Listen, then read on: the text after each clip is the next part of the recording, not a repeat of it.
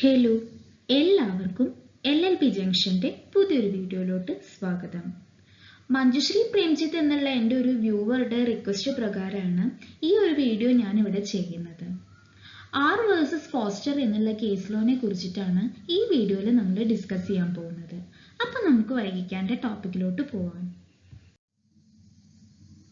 ഹിയർസേ എന്നുള്ള വാക്കിന്റെ അർത്ഥം എന്താണെന്ന് വെച്ചാൽ കേട്ടറിവ് എന്നുള്ളതാണ്.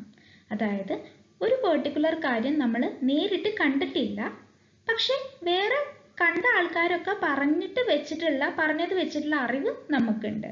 സോ കണ്ടറിവല്ല, കേട്ടറിവിനെയാണ് നമ്മൾ ഹിയർസേ എന്നുള്ളതുകൊണ്ട് ഉദ്ദേശിക്കുന്നത്. സോ ജനറൽ റൂൾ എന്താണെന്ന് വെച്ചാൽ ഹിയർസേ എവിഡൻസ് കോടതി എന്ത് ചെയ്യില്ല, അഡ്മിറ്റ് ചെയ്യില്ല എന്നുള്ളതാണ്. നേരിട്ട് കണ്ടിട്ടുള്ള കാര്യം മാത്രമാണ് നമുക്ക് കോടതിയുടെ മുന്നിൽ പോയിട്ട് പറയാൻ പറ്റുള്ളൂ. അതല്ലാണ്ട് ഹിയർസേ ആയിട്ടുള്ള എവിഡൻസ് കോടതി അഡ്മിറ്റ് ചെയ്യില്ല എന്നുള്ളതാണ് ജനറൽ റൂൾ എന്ന് പറയുന്നത്. നമുക്കൊരു എക്സാമ്പിൾ നോക്കാം. ഒരു വ്യക്തി ഒരു റോഡ് ആക്സിഡന്റ് നേരിട്ട് കണ്ടു. സാധാരണ രീതിയിൽ ആ വ്യക്തിക്ക് എന്ത് ചെയ്യാം, ആ ഒരു പെർട്ടിക്കുലർ കാര്യം കോടതിയുടെ മുൻപിൽ ഒരു തെളിവായിട്ട് അവതരിപ്പിക്കാവുന്നതാണ്. ഈ വ്യക്തി എന്ത് ചെയ്തു, ഈ ആക്സിഡന്റ് ഒക്കെ നടന്നിട്ടുള്ള കാര്യം അയാളുടെ ഭാര്യയോട് പോയിട്ട് പറഞ്ഞു. ഭാര്യയ്ക്ക് കണ്ടറിവില്ല, പക്ഷെ തന്റെ ഭർത്താവ് പറഞ്ഞിട്ടുള്ള കേട്ടറിവ് മാത്രമേ ഉള്ളൂ.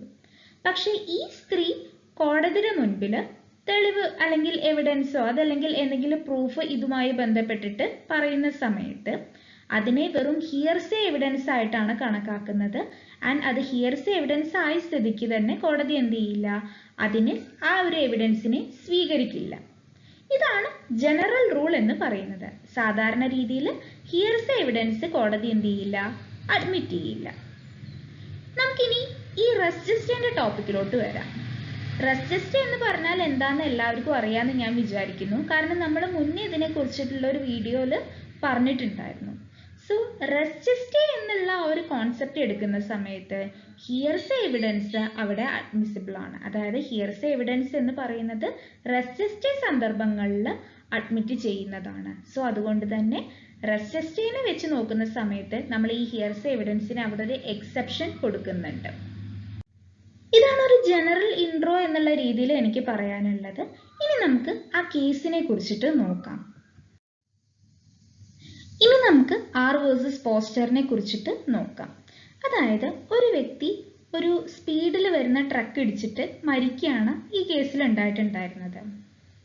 പക്ഷെ ഇവിടുത്തെ സാക്ഷി എന്ന് പറഞ്ഞിട്ടുള്ള വ്യക്തി കണ്ടത് എന്താണെന്ന് വെച്ചാൽ ഈ ട്രക്ക് സ്പീഡിൽ നമ്മുടെ മരിച്ച വ്യക്തിയുടെ അടുത്തോട്ട് വരുന്നത് മാത്രമാണ് ഈ സാക്ഷി കണ്ടിട്ടുണ്ടായിരുന്നത്. അയാൾക്ക് ആക്ച്വലി ആ ആക്സിഡന്റ് കറക്റ്റ് ആയിട്ട് കാണാൻ പറ്റിയില്ല.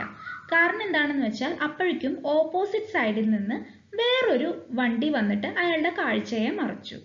സോ അതുകൊണ്ട് തന്നെ ആ വ്യക്തിക്ക് ആക്ച്വൽ ആക്സിഡന്റ് കാണാൻ കഴിഞ്ഞില്ല.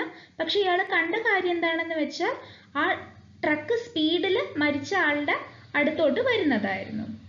ഈ ആക്സിഡന്റ് നടന്ന ഉടൻ നമ്മുടെ ഈ സാക്ഷി, അതായത് ഈ വിറ്റ്നസ് എന്ത് ചെയ്തു, ഈ മരിച്ച ആളുടെ അടുത്തോട്ട് പോയിട്ട് അയാളോട് സംസാരിച്ചു. അങ്ങനെ സംസാരിച്ച സമയത്ത് ഈ മരിച്ച വ്യക്തി എന്ത് ചെയ്തു, കറക്റ്റ് ആ ആക്സിഡന്റിനെ കുറിച്ചിട്ടുള്ള എല്ലാ വിവരവും നമ്മുടെ ഈ സാക്ഷിയോട് പറഞ്ഞു കൊടുത്തിട്ടുണ്ടായിരുന്നു.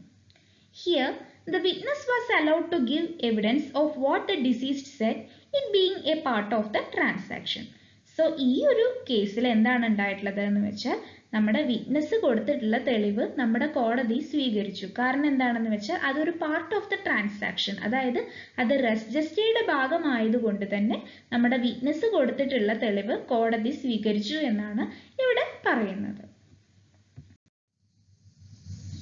ഇന്നത്തെ ഈ വീഡിയോ നിങ്ങൾക്ക് എഫക്റ്റീവായി തോന്നിയെങ്കിൽ വീഡിയോ ലൈക്ക് ചെയ്യാനും ഷെയർ ചെയ്യാനും മറക്കരുത്.